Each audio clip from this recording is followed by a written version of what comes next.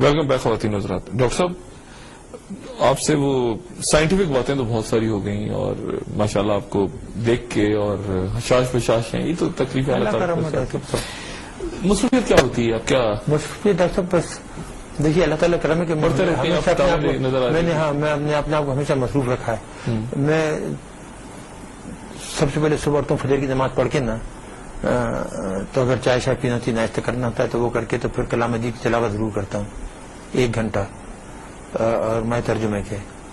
اس کے بعد میں تھوڑا سا اخبار وغیرہ دیکھتا ہوں. عید پہ کیا آپ کا کیا عید کی مصروفیت یہ کہ یہاں قریب میں مسجد ہے, تو پہلے تو جانے نہیں دیتے, کئی برس تک تو جانے ہی نہیں دیا. تو اب اجازت ہے کہ میں مسجد میں چلا جاتا ہوں. یہاں پر یہ مسجد میں نہیں بنوائی ہے. اچھا ماشاءاللہ. تو اس میں ماشاءاللہ 1000 آدمی نماز پڑھ لیتا ہے. بہت چھوٹی سی پہلے مسجد تھی, پھر میں نے بنوائی اس کو, تو وہاں ہم چلے جاتے ہیں. اور سب لوگ آ جاتے ہیں. عید تو آپ کو پتا ہے عید کی نماز جو ہے جلدی سے. یہ جو باہر جو کچھ ہو رہا ہے ڈاکٹر صاحب, یعنی پاکستان تو یعنی ہمیں فخر ہے بطور قوم اور بطور ملک, لیکن کیسا آپ کو لگتا ہے دھماکے ہو رہے ہیں, یہ سیلاب آیا ہوا ہے, لوٹ مار کر سیلاب تو کچھ عجیب سے دور سے نہیں گزر رہے ہیں بطور قوم. ملک کے لیے تو دور بہت ہی خراب ہے, اور اس کے بالکل جس طرح کہتے ہیں نا فریگمنٹیشن کیسے حالات ہیں. لیکن دیکھیے سیلاب کو تو آپ نہیں روک سکتے, تو قدرتی نظام میں اس کا بندوبست ہو سکتا تھا پہلے بہت. یعنی آپ کو پتا ہے پانی کا بہاؤ کدھر ہوتا ہے, اگر آپ وہاں پہلے سے ایمبینکمنٹ جو ہیں. یہ آپ نے عجیب بات کی ہے, ہم نیوکلیر ویپن ہم نے بنا لیا, ہم یہ بند اور یہ ڈیمز اور اس کا نہیں کیا ہے. ڈاکٹر پرابلم یہ ہے کہ صحیح آدمی صحیح جگہ نہیں بیٹھا ہوتا. میں کسی کے اوپر اعتراض نہیں کرنا چاہتا, یہ الزام لگانا چاہتا. اوپر والوں کو جب یہی پتہ نہ ہو کہ کس آدمی کو, دیکھیے شہنشاہ نے ٹوڈرمل کو لگایا تھا اپنا وزیر, اور وہ مالیات میں ماہر تھا. جب اکبر آیا, مغلی حکومت دوبارہ آئی, تو اکبر نے ڈھونڈ کے ٹوڈرمل کو بلایا, دوبارہ لگایا. یہ حکمران پہ ہوتا ہے کہ وہ کون سے صحیح آدمی کی جگہ لگاتا ہے. بھٹو صاحب مجھ سے تو واقف نہیں تھے, میں تو اس زمانے میں کوئی ان نون تھا پاکستانیوں کے لیے, کوئی میں پروفیسر سلامی کوئی اور تو نہیں تھا. لیکن انہوں نے مجھے پہچان تو لیا. جب میں نے ان سے بات کی, انہیں میری سنسیئرٹی پہ اور میری قابلیت پہ اعتماد ہوا, اور انہوں نے مجھے کام دیا, اور میں نے ان کو نا امید نہیں کیا, نہ قوم کو نہ ان کو. تو یہ ہوتا ہے کہ جب یہ بجائے اس کے کہ آپ اگر وہ پروری کریں اور سائیکوفینسی پہ یقین کریں اور اچھے آدمی نہ لگائیں, تو اس کا نتیجہ یہی نکلتا ہے, افراتفری, افراطی چوٹ, چوری, لوٹا گری, اور پورا نظام فیل ہو جاتا ہے. آپ کو کیا لگتا ہے, ایسا کبھی تصور کیا تھا آپ نے اس طرح کا؟ نہیں, مجھے کبھی ایسا پولیٹیکل ڈھانچہ, رولنگ ڈھانچہ نہیں, کبھی میں نے تصور نہیں کیا تھا, بالکل کبھی بھی نہیں کیا. اور یہ سب سے برا ہے بھی آ سکتا ہے, جو میں نے دیکھا اب تک تو یہی برا ہے. اب اس کے بعد آئے گا تو پھر میں کہہ سکوں گا کہ ہاں یہ اس سے بھی برا ہے. اب اس سے برا تو جو آئے گا وہ یہی ہو سکتا ہے جو ملک کو توڑ دے. ڈاکٹر صاحب اگر آپ کو کہا جائے, آپ کی عمر ماشاءاللہ ڈاکٹر صاحب کیا ہے؟ میں 74 میں 74 کی ماشاءاللہ. ویسے میری زندگی 6.5 سال اتنے قیمتی سال گزر گیا, مجھے اتنا تجربہ, میں 15 سال یورپ میں رہا, اور میں اپنی ٹیکنالوجی میں اپنی فیلڈ میں ماہر, اور یہ نہیں بلکہ وائڈ فیلڈ میں, اور میں بہت سے کام کر سکتا تھا اس ملک میں, مگر یہ زیادتی بدقسمتی اس ملک کی کہ مجھے موقع نہیں دیا, میرے ساتھ بدماشی کی, ورنہ میں بہت سے کام کر سکتا. میں نے مشورے نیشنلٹی بھی آفر ہوتی رہی ہے بہت. ڈاکٹر صاحب بہت, مجھے سعودی عرب کی نیشنلٹی آفر تھی, یو اے کی تھی, باہر جب تھا جرمنی میں تھی, وہاں ہالینڈ, بیلجیم, جہاں چاہتا میں 1 منٹ میں نیشنلٹی لے لیتا. پروفیسرشپ آفر ہوئی تھی بہت, میرے پاس کاغذ پڑے ہوئے ابھی تک. لیکن افسوس تو نہیں ہوتا, یہ ہوتا ہے کبھی کبھی.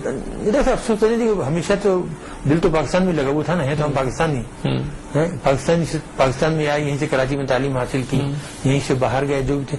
تو حالانکہ میں اپنے خرچے پر گیا تھا, خود ہی میں محنت کر کے پڑھتا تھا, اور کچھ پاکستان سے کوئی اسکالرشپ وغیرہ نہیں لیا تھا. لیکن جب ضرورت پڑی تو میں آ گیا نا, بغیر کسی لالچ کے. میں نے 1 گز زمین نہیں لی, 1 روپیہ نہیں لیا ان سے, کوئی بارگیننگ نہیں کی. جب میں آ کے میں نے کام شروع کیا تو 6 مہینے کے بعد مجھے پہلی تنخواہ 3000 روپے ملے. تو میں نے بیوی کو دیے تو مسکرانے لگی کہ اس سے تو شاید تمہارا بجلی کا خرچہ بھی نکلے گا. لیکن یہ تھے کہ ہم نے سیونگ کی ہوئی تھی, کیوں 15 سال ہم یورپ میں رہتے, اور بیگم بھی کام کرتی تھی, میں بھی کرتا تھا. تو ہم وہ سیونگ لے آئے تھے, وہ ہم نے بینک میں ڈال کے, تو ہماری منتھلی انکم اچھی بھلی تھی, ہم اپنا گزارا کرتے رہتے, بچیوں کو پڑھا لیتے تھے. اسی سے ہم نے چلایا اپنا سب کام. اب آپ ایک تو چلیں آپ کا ٹائم ضائع ہوا زندگی کا، اور ضائع کیا بس اللہ تعالیٰ ظاہر آزمائشیں آتی ہیں اور چلی جاتی ہیں، اور آپ جہاں پر اپنے نام بنانا تھا تاریخ میں، دلوں میں، وہاں آپ کا رقم ہو گیا اور رہے گا بالکل انشاءاللہ. ماشاءاللہ. اس ملک کی تاریخ، یہ شاید مسلمانوں کی تاریخ مکمل نہیں ہو سکے گی آپ کے ذکر کے بغیر. جی. اور سنہرے حروف سے لکھا جائے گا، چاہے اس پہ کتنا ہی کوئی کالا پینٹ پھینکتا رہے. کوئی دیکھیے ایسا چائنیز فلاسفر نے کہا ہے نا کہ عوام بہت عقل مند ہوتے ہیں، ان کو کوئی دھوکہ نہیں دے سکتا. دیکھیے مجبوری میں وہ چیزیں مان لیتے ہیں، لیکن ان کو دھوکہ نہیں دے سکتا کوئی. پورے عوام کو پتا ہے. اب آپ کیا اگر آپ کو اچانک ایک دن پتا چلے کہ آپ مطلب ایسے سوچنے میں کیا ہے، آپ کو کہا جائے کہ ڈاکٹر صاحب آپ صدر پاکستان بنائے جا رہے ہیں آپ، جی جی، یا آپ کو وزیر اعظم پاکستان بنا، ایک ایسے نہیں سوچنے میں دیکھیے کیا یہ تو پتہ بنے نہیں بنے. بہرحال اگر اس قسم کی کوئی چیز ہو نا تو میں تو بہت ہی کمپیٹنٹ ٹیم تیار کر کے نا اس ملک کی حالت بدل دوں. اچھا آپ آ جائیں گے سیاست میں؟ سیاست میں تو میں نہیں آ رہا، وہ تو میں کہہ رہا ہوں کہ اگر ایسا موقع ہو فرضی کہ مجھے ایسی ذمہ داری دی جائے، یعنی ایز اے ٹیکنوکریٹ ٹائپ. ہاں کہ اگر مجھے اس قسم کی ذمہ داری دی جائے تو میں اس ملک کی حالت بدل سکتا ہوں بہت. اب بھی آپ کو یوتھ کے اندر اسپارک نظر آتا ہے آپ کو؟ ویسے یوتھ کے اندر آپ وہ گائیڈ کریں نا، دیکھیے نا اب اس وقت جو یوتھ ہے وہ لگ گیا ہے ایک طرح کے ایکسٹریمزم میں. کچھ جو ہیں وہ تو ویسٹرن ہو گئے اورینٹیڈ، ادھر جو باقی جو ہیں وہ ایکسٹریمزم میں چلے گئے، مذہبی پارٹیوں کے ساتھ لگ گئے.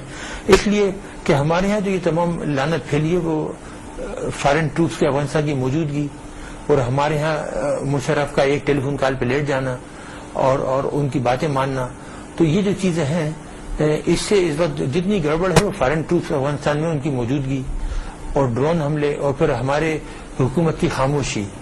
یعنی ایک طریقے سے ہم نے اپنا وقار کھو دیا، ہم نے اپنا کیا کہنا چاہیے ساورنٹی کھو دی ہے ٹوٹلی. اس کو ریگین کرنے کا طریقہ ریگین کرنے کے لیے ہمیں ان کو غلام نہیں کرنا. ظاہر ہے کہ یوتھ کو ہم موٹیویٹ کریں اور ہمیں غلام نہیں کہتے. تمہارا معاملہ ہے، تم افغانستان سے کرو، لڑو جھگڑو جو بھی ہے، تمہارا افغانستان گڑبڑ کرتا ہے تم جا کے ٹمبو مار دو، ہمارا کیا جاتا ہے. Why should be B A part of it. Doctor صاحب پریشر لیتے تو رہے ہیں رولر، ظاہر ہم نے نیوکلیر بنایا، اب کیا ہو گیا؟ اس زمانے میں دیکھیے ضیاءاللہ کے زمانے میں کسی نے قبول نہیں کیا، نہیں اس کے بعد بھی اتنا تو قبول نہیں بڑا کیا. گریسفلی ہمارے رولرز بھی، قوم بھی، مطلب ہر جگہ. اب کچھ کیا ہو گیا ہے؟ تھوڑا سا مان لیتے ہیں، لیکن دیکھیے کسی نیوکلیر پہ تو کمپرومائز نہیں کیا نہیں کیا نا. لیکن اب کچھ لگتا ہے کہ جیسے کنفیوز ہو گئے ہیں، لیڈر بھی کنفیوز ہیں، عوام تو خیر ظاہر ان کے اپنے مسائل ہیں. دیکھیے لیڈر اس لیے کمزور ہو گئے کہ ان کے سب کے اپنے ویک پوائنٹس ہیں، اور ویک پوائنٹس ان کے پاس ہیں. وہ ذرا سے کچھ کریں گے اس پہ انٹرنیٹ پہ ڈال دیں گے، ان کی تصویریں چھاپ دیں گے، ان کی جائیداد کی پوزیشن بتا دیں گے، ان کے حالات بتا دیں گے. یہ بات ہے. آپ ضیاءاللہ کا کیا بتا سکتے تھے؟ کچھ بھی نہیں. یہ کہہ سکتے مولوی ہے اور تو کچھ نہیں. آپ بیگ صاحب کا کیا بتا؟ بیگ صاحب کی کوئی جائیداد ہے کہیں؟ بیگ صاحب کا کوئی گھر ہے، یا جنرل وحید کاکڑ کا کوئی گھر ہے یا کہیں ہے؟ کوئی بتا سکتا تھا؟ غلام صاحب کو آج تک بتا سکتا ہے؟ یہی اور 100 قسم کے الزام لگے، لیکن کبھی کرپشن کا الزام کسی پہ بھی نہیں لگ سکتا. لیکن اب آپ ٹھیک کہہ رہے ہیں کہ لیڈرشپ ہی جب وہ کہتے ہیں خود ہی کہانی ہے تو پھر کیا وہ بات کریں گے سر اٹھا کے. ڈاکٹر صاحب آخر میں آپ سے پوچھنا چاہوں گا، وہ ایک رسمی سا سوال ہے لیکن آپ کی بات بڑی امپورٹنٹ ہے. کیا میسج آپ، کیا بات، کیا اس مرحلے پہ قوم پریشان ہے، کنفیوژن ہے، انقلاب کی باتیں ہو رہی ہیں، انارکی کی باتیں ہو رہی ہیں، لیڈرشپ کرائسس ہے، لوگوں کو امید نظر نہیں آ رہی، روپیہ آپ دیکھیں کہاں چلا گیا، اکنامک میلٹ ڈاؤن کی باتیں ہو رہی ہیں. ایسے موقع پہ ظاہر ہے آپ جیسی شخصیت ایک رول ماڈل کے طور پہ پاکستان میں آج بھی دیکھتے ہیں کہ یار یہ دیکھیں ایسا نہیں. اسی ملک کے ایک شخص نے اٹھا اور اس نے، جن کو کہا گیا کہ پانی کا انتظام کر لو، انہوں نے ڈیم نہیں بنایا، لیکن ایک آدمی نے اس ملک میں جہاں پر وہ سائیکل کی چین نہیں بنتی تھی، نیوکلیر پاور بنا دیا. بنا جو جس پہ فخر کرتی ہے پوری پاکستان نہیں بلکہ مسلمان دنیا پوری. آپ کیا میسج اگر اس ڈپریشن میں آئی ہوئی قوم کو کیا دینا چاہیے؟ میں صرف یاد کروں گا کہ دیکھیے جو سیلاب وغیرہ آیا یا جو حالات ہیں، انسان کو نا امید نہیں ہونی چاہیے کبھی، کیونکہ ہمارے یہاں خود ایک تو یہ کہاوت ہے کہ امید پہ دنیا قائم ہے، تو ہمیں کبھی نا امید نہیں ہونا چاہیے. پھر آپ کو پتا ہے کہ حضرت یعقوب علیہ السلام نے اپنے بیٹوں سے کہا تھا کہ حضرت یوسف کو ڈھونڈنے جاؤ، اور آپ نے فرمایا تھا کہ صرف کافری اللہ کی ذات سے نا امید ہوتے ہیں. تو ایک مسلمان جیسے کو بھی نا امید ہونا چاہیے. تھوڑی سی تکلیف کا وقت گزرتا ہے. اچھا اس کے بعد ہمارے یہاں سورہ علم نشرہ میں ہے کہ فائن نامال اسر نامال اسر. ہر تکلیف کے بعد آرام ہے, ہر برائی کے بعد اچھائی ہے. تو ہمیں اس پر پورا اعتقاد رکھنا چاہیے, اعتماد رکھنا چاہیے. اچھا یہ جو ہے مصیبت جو ہے لگتی ہے کہ بہت لمبی ہوتی ہے, لیکن جب وہ وقت گزر جاتا ہے تو ایسا لگتا ہے کہ بالکل ایک لمحہ تھا جو گزر گیا. ہمیں مثال رکھنا چاہیے کہ حضرت یوسف علیہ السلام 8 سال ڈنجین میں رہے. کہ انہیں یہ اگر ان کی امید نہیں ہوتی, پیغمبر تھے وہ, کہ وہ وہاں سے نکلیں گے اور پھر اس